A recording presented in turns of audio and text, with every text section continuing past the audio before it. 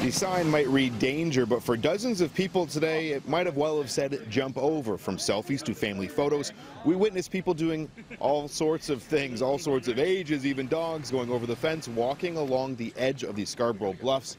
Now, as you can see right behind me right now, we're taking a live look of one man who was just along the Scarborough Bluffs, scaling the edge.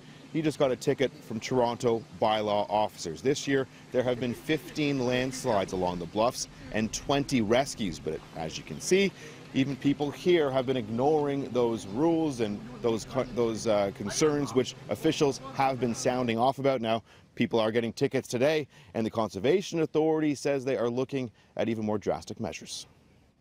Well, we have talked about what kind of fence would keep the public out, and they suggested a 10-foot barbed wire fence. But of course, when you want to look out into the lake, that's not what you want to see. But if that protects silly people from themselves. When we look at people standing there taking those selfies, is it just a matter of time?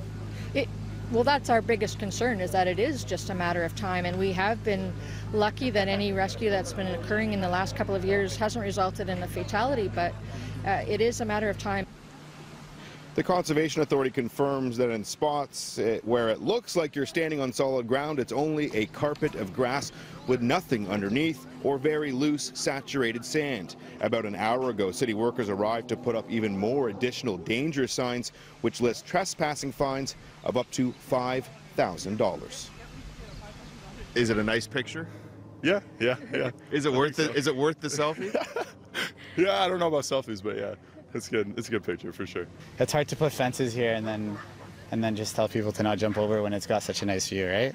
I mean, are you concerned at all when you jump over there what you might be standing on?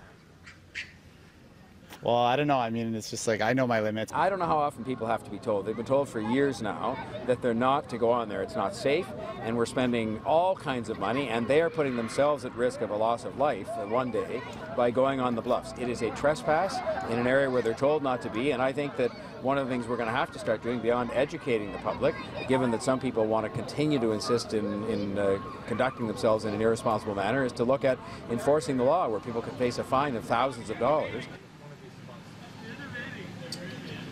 Now, it's a beautiful view, but it's actually about an 80-meter drop straight down the bluffs from this point where we're standing right now.